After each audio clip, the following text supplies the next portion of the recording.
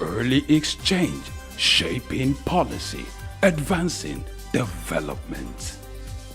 Yes, our first discussion this morning is going to be about Europe. Recent report says that soft landing is in sight for Europe. But what are the factors that will lead to that soft landing? Well, first, let's understand what a soft landing actually means. Well, it means that growth is slowed but doesn't turn negative, and ideally, it also involves a decline in inflation rate. But we'll have a guest to be speaking to that shortly. Before that time, let me share with my co-anchor some thoughts regarding the report that says soft landing is in sight for Europe. You understand that several countries of the world have experienced high inflation rate owing to some geopolitical tensions that have disrupted supply chains and, of course, trade across the globe. But Europe seems to be rebounding out of it very quickly, Femi. Yeah, if there are two things that significantly happened in that region, you talk about the Russia's invasion of Ukraine, which led to serious energy crisis and also disruption of global, economic crisis when it comes to logistics issue. Now, these issues happened, years ago, and you will have expected that this will have large impact on the economy of these countries. Now, if you look at this one, yet it had a large, impact on these countries. But the report suggesting that in spite these, on the backdrop of this invasion of Ukraine, the crisis that snowballed into other energy crisis, they've been able to recover and they're experiencing what we call economic soft landing. This implies that inflation is slowing down. Now, if you look at the statistics within the countries that are within this zone, the inflation rate is just between 3 to 5%, unlike the other climes, maybe Africa or the other region where they're experiencing high rate of inflation. Compared to that, if you look at what is playing out in the Eurozone, you discover that there's slight economic recovery. And that's why IMF is suggesting that, soft economic recovery is an insight. But, there's a caution to that, and which is very crucial. I would like to read to you what the IMF boss said about this, that on the heels of another downgrade to the net-time growth outlook for this continent, the weaker consumer sentiment, the large effect of higher energy prices, and softness interest rates sensitive to manufacturing and business investment. Now, in spite of this level of success, there's a caution to it that. And the question is this sustainable in coming months? Now, in the last few months, you've been able to slow down the inflation between 3 to 5%. How sustainable is that? And that's why it's crucial for the economic experts in these regions to see how they can improve on the successes they've recorded in the last few months. Now, the issue right now is the invasion of Ukraine is still ongoing. You still have the energy crisis. These are the major crises, that's, led to what you have in that zone. Now they are still in sight. And the way things are playing out, you can't tell when this crisis or the war will be over. But it's also a pointer to the fact that there's a need to have strong and tighter economic and monetary policy to ensure that the Eurozone is experiencing or is sustaining the kind of success it has recorded in the last few months. Now, talking about monetary policy, you know that they've actually increased rates to make sure that inflation is controlled, but on the reverse, that could also affect businesses. So there is caution that should be applied in that aspect, according to what economic analysts advise, that caution be applied in that aspect, increasing monetary policy rate. And also, if you look at the different countries, the impact of the geopolitical tension, specifically the Russia-Ukraine invasion, is different on how it affects each country. For UK, even before the Ukraine invasion, they had been going through the after effects of the Brexit, and that also had some impact on their economy. For countries like Italy, where tourism is high, yes, it's picking up, but not as it used to be. And so for different countries of the world, even Germany, that used to be more like the economic superpower in Europe, has also been hit by these conditions. But we'll talk more on that when we bring in our guest. All right, let's begin our business of shaping policy for today by looking at the economic outlook for the Eurozone, as reports is suggesting that the continent is experiencing soft economic landing. The questions are, what are the factors responsible for this soft landing and how sustainable? Let's seek the opinion of our guest analyst who joins us virtually. We are being joined by Orji Chigozie Udemezue, who is the managing consultant and CEO, Flame Academy and Consulting Limited. Glad you have you join us this morning. Good to see you again. Yeah, good morning. My pleasure to be with you this morning. I don't know, can you hear me well? Yes, we can hear you clearly. Oh, okay, fantastic. All right. Nice to join. The concern is about the global economy, looking at Europe and Middle East and North Africa. All right. So for me, apart from after COVID, the major issue that threw the whole economy of the world into some turmoil was the unfortunate war that Russia, started in Ukraine, which has also polarized several economic regions of the world. What you call, geopolitical tensions and issues that arose from that war. You will see that Germany, the foremost economy in Europe, is a major supporter of Ukraine, together with America and other NATO allies, trying to support Ukraine with a lot of budget, heavy funding for armory and all kinds of things. And then with that war and all the sanctions that we have played and counter sanctions from Russia to other European economies, Europe versus Russia, America versus Russia, and so on, economic activities have been very much difficult around that zone. For example, with the banning of Russia's oil and other alignments that went with that, oil supply to the world became very scarce and difficult, making oil price jump up, very highly.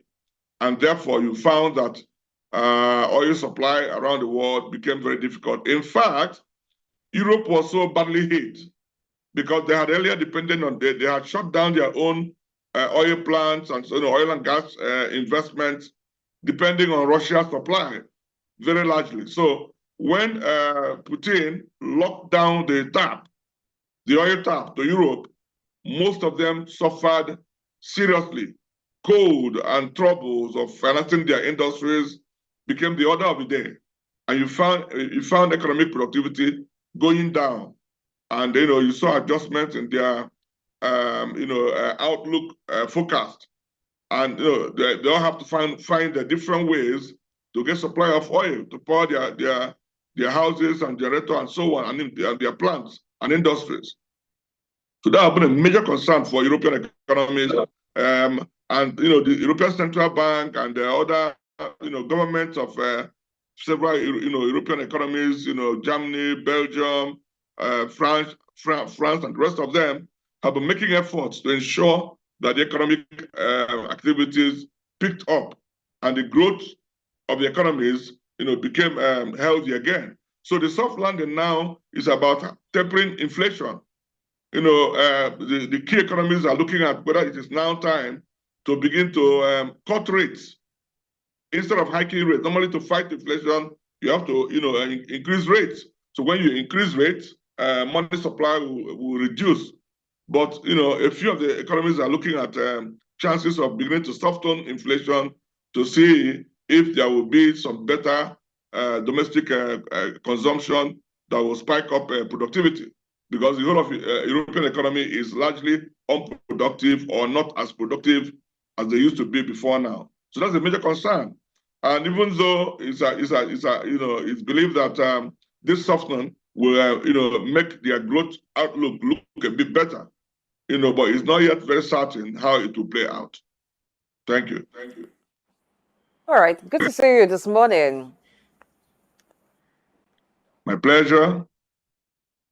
Let's look at what makes it uncertain yet to say that Europe will have an improvement in growth from what has been experienced. Now, the IMF outlook for April says that there will be growth from less than 1% to about 1.75%. That's from 2023 to 2025. Looking at the different countries of Europe and the varying effects that the geopolitical tensions have had on them, what are still those factors that makes it unsure as it concerns improvement in growth? Okay, as you know, the main source of worries to European economies, that source of worry has not been resolved yet. In fact, Russia just intensified their incursion into Ukraine by attacking an area known as Kharkiv or Kharkiv, as we want to call it. And that is raising new concerns. And mind you, the support, it looks as if the NATO alliance and US are now fighting multiple battles. One in Europe, Eastern Europe, and the other one now, a heavy fight going on between Israel and Hamas. Even though we are thinking that fight will temper a bit, as they were discussing a possible ceasefire, but the Israeli government is saying no, they must enter Rafah to finish off the assignment of eliminating Hamas totally. So you find that all these issues affect Europe. In fact, they affect the whole world, but Europe directly because of their involvement in these two wars. So with the war not abating, with the troubles in supply chain disruptions still going on, there's no assurance that the policies, particularly monetary policies, launched by the European Central Bank, that are going to all work. And different economies in Europe are in different, types of troubles. And they are running more like a single market economy in Europe, which is something Africa should be doing to also deepen trade. Apart from the fact that Britain exited Europe and is trying to work hard in their own border control and other issues, which is also a negative for the European economy. But they have almost like overgrown or got over the Brexit matter. But despite that, the fight between Russia and Ukraine has also polarized, several economies. You see a country in Europe, rooting for Russia or giving a support to Russia, while several others are saying, no, it is wrong for Russia to invade Ukraine. So the divisions, even within European economies, is not helping matters. It does not help in economic policy harmonization and all of that.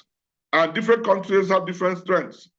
While Germany, Belgium, France, and several others might be very strong enough to, boost their productivity, the weaker countries may not be able to do that. That's why there's no assurance that what they do will work, because the crisis is still going on. Russia has not been, is not convinced yet to stop the incursion into Ukraine, and several other conflicts are still coming up, dividing the single economy and making supply chains still highly distorted. So these are the reasons why, for me, it is not possible, it's not likely that things will work out as fast as they planned them. Thank you. All right. In spite of these challenges that you've mentioned, talking about the invasion of Ukraine, the energy crisis, and also the this global disruption that has come to the issue of logistics, you still have that zone recording soft landing. What are the factors responsible for this soft landing, and how sustainable are you concerned about the sustenance of this soft landing that has been recorded in this continent? Like I said earlier, the soft landing, is actually the attempt they're making to ease inflation. Because when inflationary trend went up, it went up everywhere, in Africa, in America, in Europe, and everywhere else in the world. But the peculiarity of Nigeria's and Africa's problem is that we fight inflation like the Western economies, like Europe and like America, but it doesn't work because a lot of structural problems are still there. So for them, the reason why their soft landing is working is because their monetary policies can be, monitored and tracked in terms of its effect on the economy. So the monetary policy, applied to handle inflation has worked in a good number of countries in Europe. Even in UK, in Germany, in France, and so on, because monetary authorities have tried to tighten rate, just like the U.S. Federal Reserve, has done, and like in U.S., where you have seen inflation taper, particularly in this election year, we've also seen similar, effect in Germany, Belgium, and several other big economies in Europe. So by tapering, inflation, they are now even thinking about cutting rates, bringing down interest rates. When, for example, Nigeria is still fighting a horrible level of inflation. Because I continue to say it here every time, that our economy is not driven by credit, by households and companies getting loans easily, such that when you increase interest rate, lending becomes more difficult, consumer demand will reduce, and then maybe price of goods will taper a bit in prices. But for European economy, whenever the European Central Bank and other central banks in Europe agree to tighten rate, you find that it works very well for them, bringing down the consumer demand, so domestic demand and so on, which tends to bring down inflation because before they can now begin to cut down rates to again resume or to initiate again a restart of consumer or domestic consumption. So that's what they're looking at. What helped them was the strength of monetary and fiscal authority, activities. But where you have an economy where you cannot track, you can't have evidence as to how monetary and fiscal policies will work, where there's so many leakages and inefficiencies, worsened by corruption, you find that, we cannot be certain what can happen in our economy no matter what policy we roll out. Central Bank of Nigeria recently hiked rate at a very horrendous level, and yet inflation is not tapering. There's no soft landing for the economy. People are still suffering. Domestic demand is still a big issue. Prices of things are still going up. While the dollar versus naira exchange rate, tended to improve due to the will I say cowboy approach used by central bank. Now we are back to where we were before now. Dollar is still trading now at 1,500 naira or thereabouts. So policy effect in Nigeria and other African economies cannot be predicted because the policies are not even evidence, they're not evidence-based in the first place. So for Europe, they are seeing a positive, effect of their policy activities, and they are hoping that despite the continuing conflict around the zone, that they might see more economies firming up, strengthening up, just like American economy, where they're now thinking about how soon can the central bank, that's the U.S. Federal Reserve, begin to cut rates or bring rates down. And when they begin to bring rates down, it may be a positive for economies like Africa because capital flow might reverse to emerging markets and developing economies like Nigeria. We are hoping so. Otherwise, our problem continues to worsen. In the case of the Eurozone, the IMF has highlighted the need for careful policy calibration to ensure both economic growth and price stability. Now, would this be possible considering the fact that the reasons why there was a high inflation in Europe still exist? I'm talking about the geopolitical tensions, supply disruptions that occurred as a result of the Russia-Ukraine invasion. Now, if that condition still exists, is it possible to have both economic growth and price stability in the Eurozone? Oh, yeah, sure. Of course, price stability brings about improved purchases, what you call domestic demand for goods and services. And once there is improved demand for goods and services, of course, suppliers and producers will tend to want to produce more. And this demand we're talking about is not just domestic, even international demand for their goods and services. When the prices are good, your products are in higher demand, even by the international community. In fact, many countries sometimes rig their prices to come down low to boost exports in their country. So if they're able to manage price the way they have done now in a good number of European economies, surely demand for those commodities will begin to go up again. And even across the borders, because they run a single market, demand for those commodities will begin to increase within Europe and in fact outside Europe. So when there is price stability, of course, economic growth will tank up or will inch up or go up. While we expect that the growth level might not be very significant, maybe a few hundred basis points, but it's still good to experience growth in a significant manner. Whether it is from 0.7 to 1.2 or so, the growth might still be fragile, but growth is still a positive thing for an economy, and they're looking forward. Whether it's a near-term growth or medium-term growth or long-term growth, you want to start somewhere as you progress in your economic policy watch and implementation.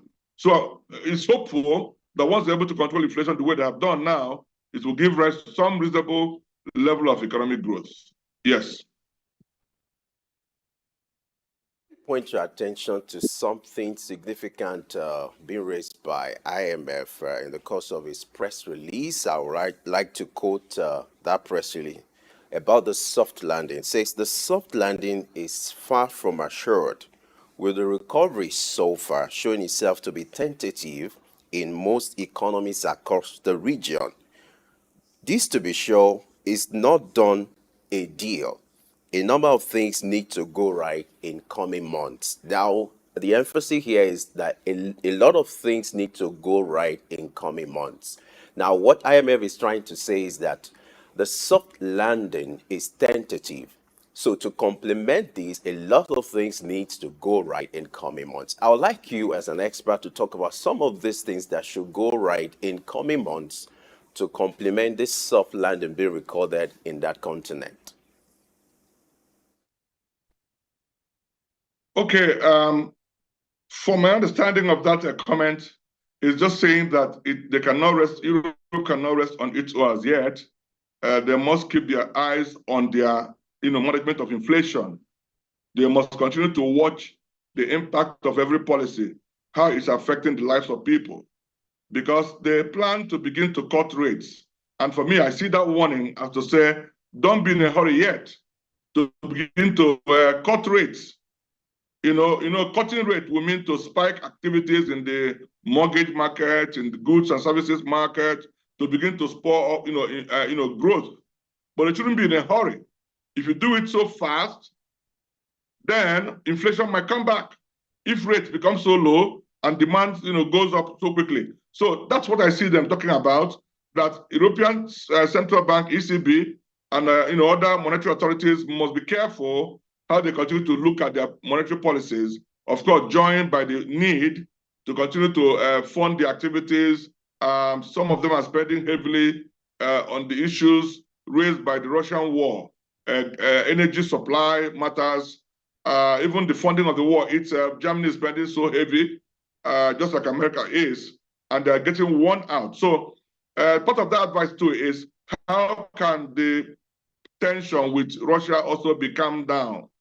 Because as long as that pain is still there, then there must be care taken to ensure that supply chains continue to work. Because with Russia, China, and a few countries' alignment, working against the other countries that are standing with Ukraine, you find continued distorted supply chain. Recently, Turkey banned every supply of goods and services, from Israel. Such goes on quietly between other countries in Europe. So if we are not careful and this war continues to elongate, then European authorities should not expect that they will achieve, in good percentage what they are looking at. That's what I think IMF may be pointing at. That there must still be caution to ensure that the environment for trade and business improves over time. That is, the Russian-Ukraine tension must be, brought down as much as possible. But who can make that happen? There doesn't seem to be any good coalition, even from the G7 or G20 or even the UN. UN is not yet seriously discussing the Russia-Ukraine tension. And the key parties in UN are all, are polarized. US is on one side, China is on the other. In fact, China is even dallying, with Russia. So who will bail the cat? So to that extent, no economy, even the US economy, can boast to be very robust in their growth right now. As you well know, US has, claimed that economic growth is improving, job ratings or job, provisions are coming up, job figures are going up. But we know, just like Europe, US is also in a very tight rope. Economic issues are part of why President Biden is having it very tough in building momentum in the electoral process right now.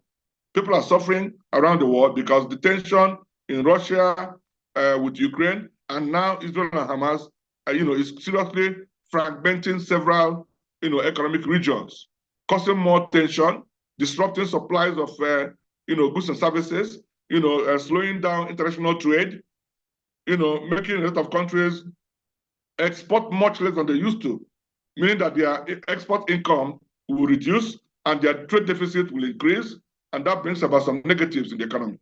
All right.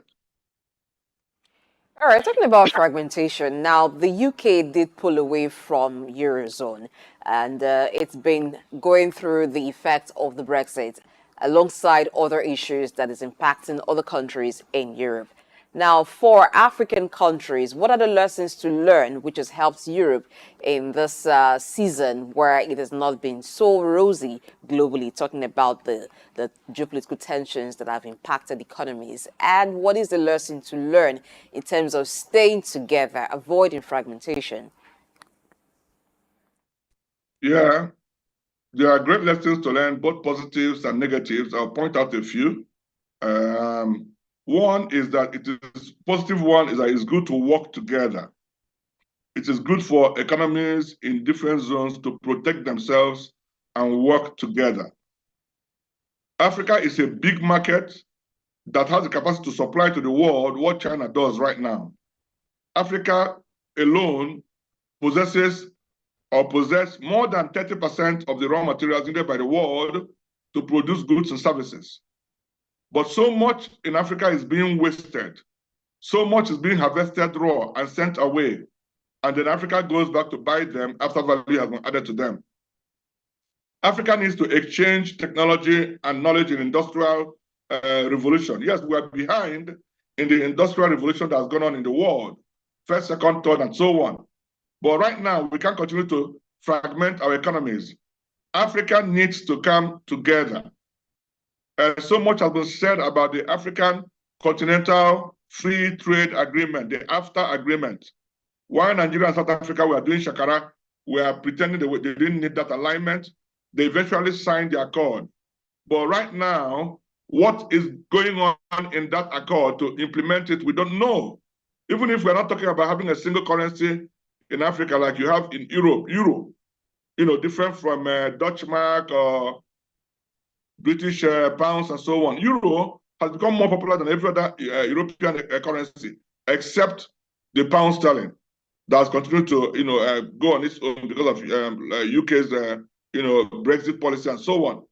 Even though they have never agreed to combine their currency, even while they belong to the Eurozone. But the point I'm saying is that if Africa cannot achieve a single currency, which is not compulsory, let them achieve a single market, open borders, free movements of people and goods and services and business within sub-Saharan Africa at least. At least we know that North Africa is aligning with Middle East, as where you have MENA, Middle East and North Africa. But the rest of the sub-Saharan Africa can work together and move goods and services and reduce wastages. All the vegetables and agri-produces that we waste in Africa can be moved within ourselves with our own standard, because to meet packaging standard for Europe, you have to do a whole lot. And sometimes your goods are still rejected and you have to destroy them in your own country. But if we open the borders in Africa, goods can move easily. People can move easily. Business can move easily. And we create a single biggest market in the world where people who come to us now will come to bargain on our own terms, and not us carrying goods to America and Europe and begging them to collect them, with their tough standards. So that's a very important lesson a foremost lesson to learn from this whole thing. And a bad lesson is to learn how not to continue to fight. The fight between Russia and Ukraine is not doing Europe very well. African countries have fragments of fights going on here and there, whether it's South Sudan or DRC Congo or the West Africa around us, where we've seen series of coups that have now made about 3 West African countries to separate from ECOWAS. Compared to what is playing out in Europe, Africa is experiencing high inflation, and he's making a submission on what should be done to ensure that this kind of soft landing can be replicated. On that note, we just have to wrap up this conversation. We've been speaking with Orji Chigozie Udemezue, who is the managing consultant, CEO, Flame Academy and Consulting Ltd. We must thank you for your time and your submission on LXing this morning. Thank you for inviting me. We didn't have opportunity to discuss the Middle East. I guess we can do that some other time within the week or next week. And of course, talk about Nigeria and the issues that are facing us. So I'm always pleased whenever I'm available to engage on these matters. We need to build an Africa that we all can be proud of. Thank you very much and have a great day. So much, we assure you there'll always be another time to have this kind of conversation. The issues are still ongoing. Thank you so much for your time. Early exchange, shaping policy, advancing development.